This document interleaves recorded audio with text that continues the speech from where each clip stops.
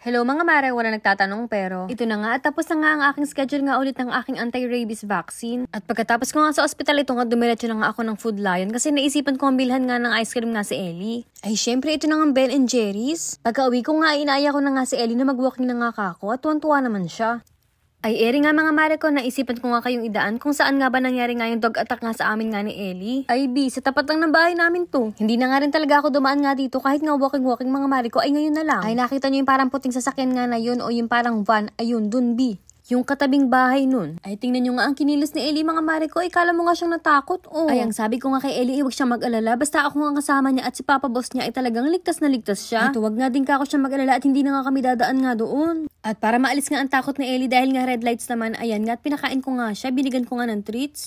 Ay, ang maring sisi talaga ay nanginginain nga din dyan sa gidli-gidli nga ng chichirya. Huy. Ay, kapag ka talaga ang dalaw nga ay malapit, ay mare ko, ay asahan nyo, ay talagang ako nagkikrib ng chichirya din.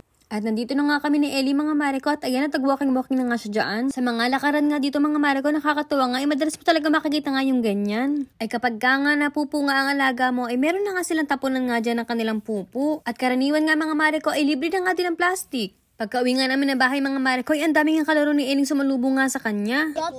I don't think like that dog. They would be wrestling each. Ay, apo Diyos ko mga mare ko, ay nagdugo-dugo na nga ng maring sisi. Ay, buti na lang din talaga mga mare ko, si Ellie nga ay fluent na fluent nga mag-English, so nakakaintindi siya. Pagka-uwi nga namin ng bahay mga mare ko, ay, tulog na tulog nga ang mga tortculets, oh.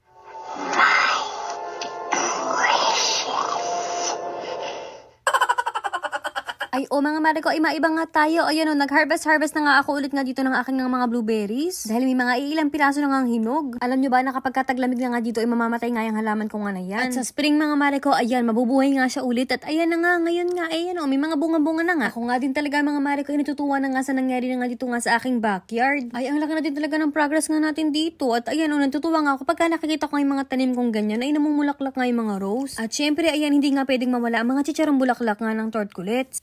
Ay, ito nga mga mare ko, aliw na aliw nga din ako dito. Ay, napakaganda nga ng combination. Ayan, purple saka pink. Ay, cutie patuti. At bugs, ay wag yun na akong tanongin kung anong favorite color ko. Naisipan ko na nga din pala mamitas nga ng mga blackberries nga dito. Everyday nga talaga mga mare ko, may mga ilang piraso nga ako na harvest nga dito kasi hindi sila sabay-sabay nahihinog. Ay, yung ganong sistema nga niya, ay talagang bet na bet ko din mga mare ko. Ay, ayaw ko pa ba nun? Ade, araw-araw ako may blackberries. At huy, ako, si Ellie at ang tortculets nga pala ay may munting handog nga para sa inyo. Ay talagang wititit nga mga mare ko, mag-comment at i-share mo nga lang ang video nga na ito. At kami ay mamimili kung sino ang susunod na bibigyan nga natin ng regalo. Ay apo, Diyos ko, ay kadali-dali lang mare. At baka nga sa susunod ay ikaw na yun, huy. At yan lang muna for today's vlog. Thank you for watching and see you guys on our next one.